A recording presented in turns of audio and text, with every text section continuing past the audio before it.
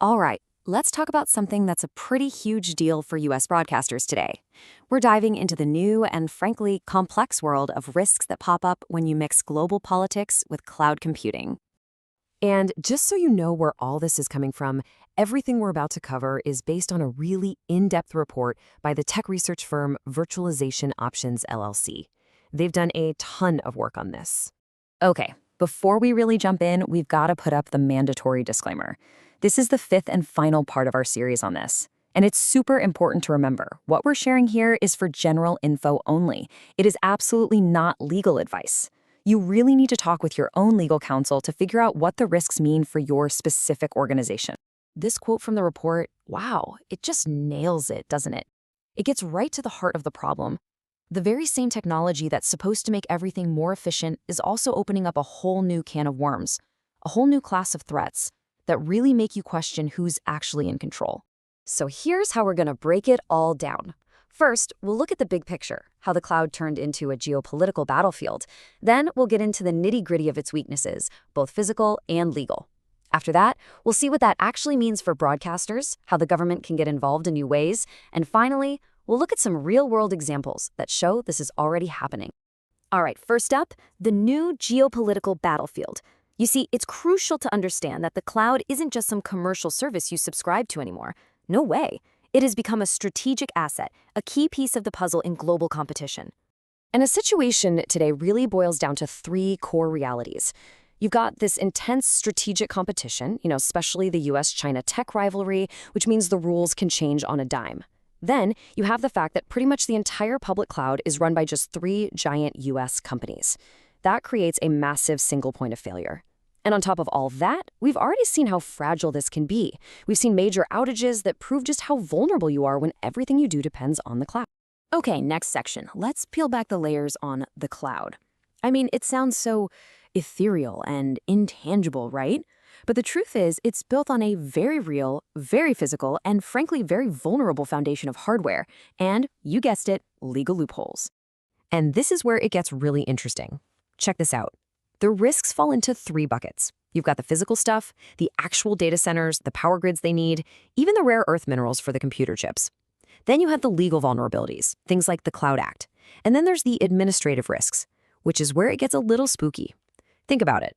Cloud provider staff can be legally forced to get into your system. We have to talk about the Cloud Act for a second, because this thing is an absolute game changer. What it means is that U.S. law enforcement can go to a U.S. cloud company and demand your data, even if that data is sitting on a server in, say, Germany or Japan. It basically just erases the whole idea of data sovereignty. For anyone handling sensitive info, that's a massive vulnerability. Okay, so we've looked at these kind of abstract ideas. Now for the crucial part. What does this all actually mean for a broadcaster's day-to-day operations? How do these global tensions hit home? Well, it breaks down into four big threats. 1, your most sensitive data, we're talking source materials, internal emails, whistleblower info, it could all be intercepted and seized. 2, your service could just stop or get degraded. A sanction or an export control could shut you down with almost no warning. 3, your costs could go haywire. Tariffs, supply chain problems, those get passed right on to you. And 4, and this is the subtle one, a cloud employee could be legally compelled to go into your system and change things, and you might never, ever know it happened.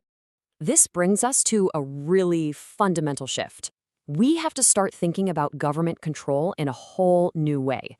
Forget everything you know about the old broadcast licensing process. We're now in an era where the government has direct technological ways to exert control. And you can see how this can escalate, right? It's like a whole new government toolkit. They could use export controls to cut you off from the latest AI tech. They could force you to undergo intrusive security audits. In a real crisis, they could literally take control of the data centers you rely on. And the final step, emergency orders to block your content or slow down your service, all happening behind the scenes without any kind of public review. Now, you might be thinking, okay, this sounds pretty bad, but is it really happening? And the answer is yes. Absolutely. To wrap things up, let's be crystal clear. None of this is theoretical. We are already seeing the warning signs. Just look at these wake-up calls. Remember that massive AWS outage back in December 2021? It took major media outlets completely offline and showed how one little thing can cause a massive cascade of failures. Or how about this one? The International Criminal Court had its email access completely cut off because of U.S. cloud restrictions. That's geopolitics directly shutting down operations. And maybe the biggest canary in the coal mine? Major European broadcasters are already actively moving away from U.S. clouds because they're so worried about this exact stuff. So, after all that, it really just boils down to one single question. In this new era, where your entire operation, all your content, all your communications, runs on someone else's infrastructure, an infrastructure that's tangled up in global politics and complex laws, who truly controls your broadcast?